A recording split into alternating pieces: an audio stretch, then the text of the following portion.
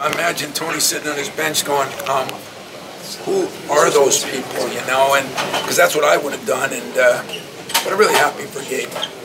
So you're taking this team to the Elite Eight for your 10th time. What does that mean to you?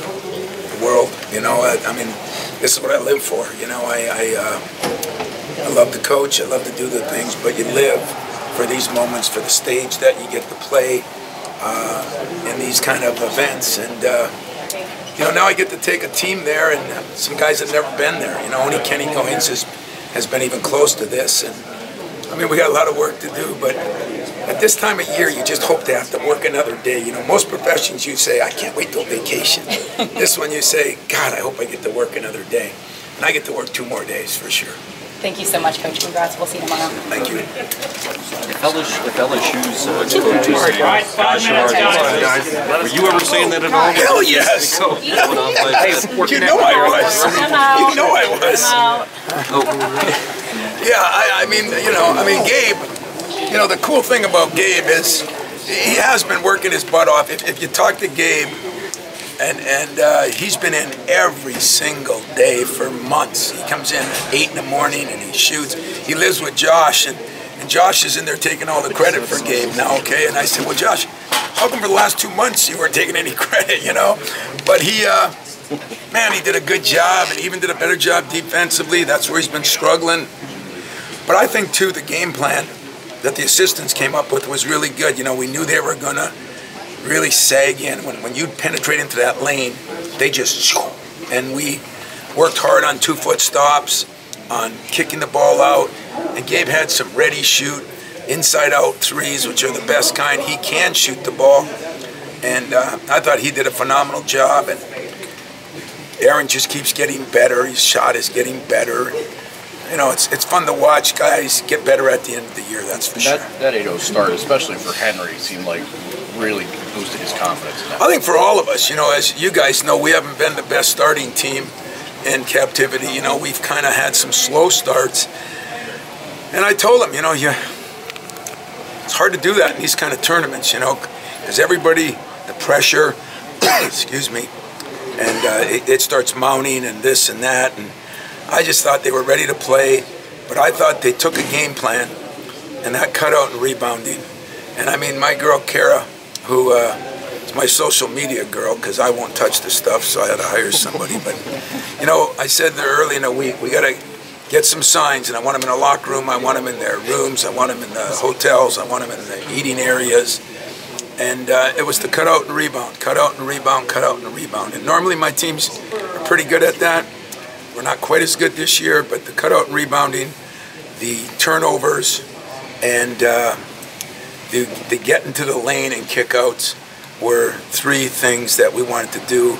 Very seldom do you do all 3 things, and today we did all 3 things. When LSU got it to 4, you said that you were going to call timeout, but then you decided not to because you said, I'm going to trust my guys. Why did you decide to do that? You know, it's weird because if you remember a couple years ago against Middle Tennessee, they started out, I think, 14-0 or something. I didn't call one, and I probably still look at that, but I felt like this game was going to go down to the end, which it didn't.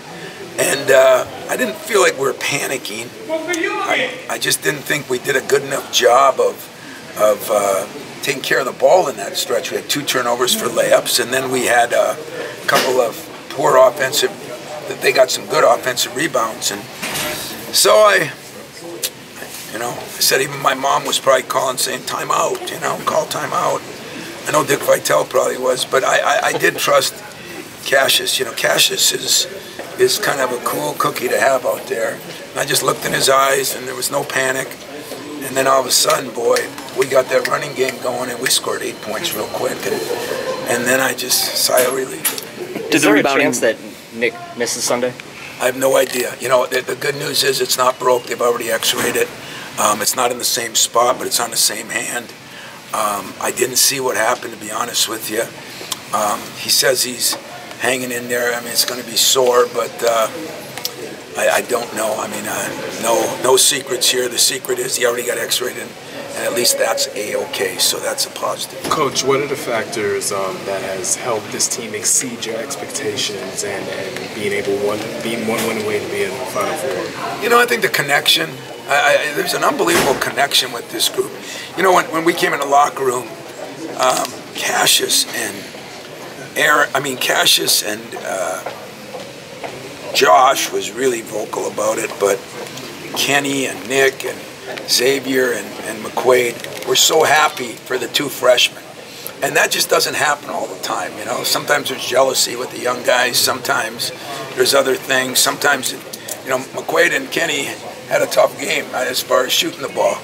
They were so happy for the two freshmen, and that's because those guys work every day. So I'd say that's kind of what's got this team together. Is there's a connection. With those two guys in particular, with Kenny and Matt, they had some pretty significant defensive responsibilities in this game. That I guess when you don't have an off night like that, it doesn't mean they're not playing horribly. No, I kept saying that to Dane Fife. I said, Kenny isn't playing very good. He said, well, he's rebounding, he's cutting out, he's doing all the other things, and I just saw those threes he was missing. So it goes to show maybe I'm turning into an offensive coach. What a shame that would be.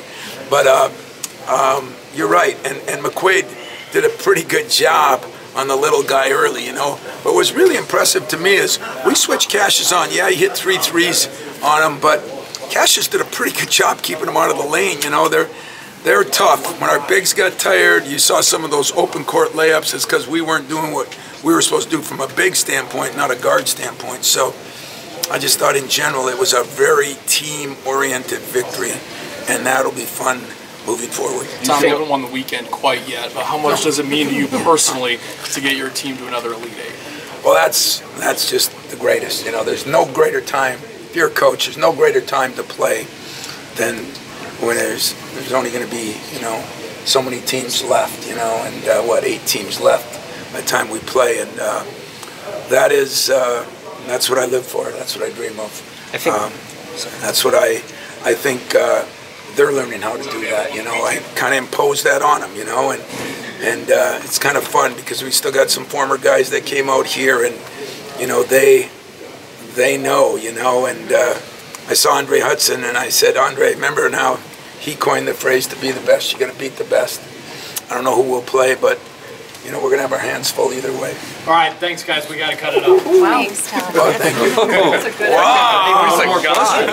From a dookie, he must have got mad that I said Duke or something. Yeah, you missed that part where he said, I got to go watch this game. Did you know Mark was coming? Yeah, I knew Mark was coming. Okay. Guys, please don't stop in the middle.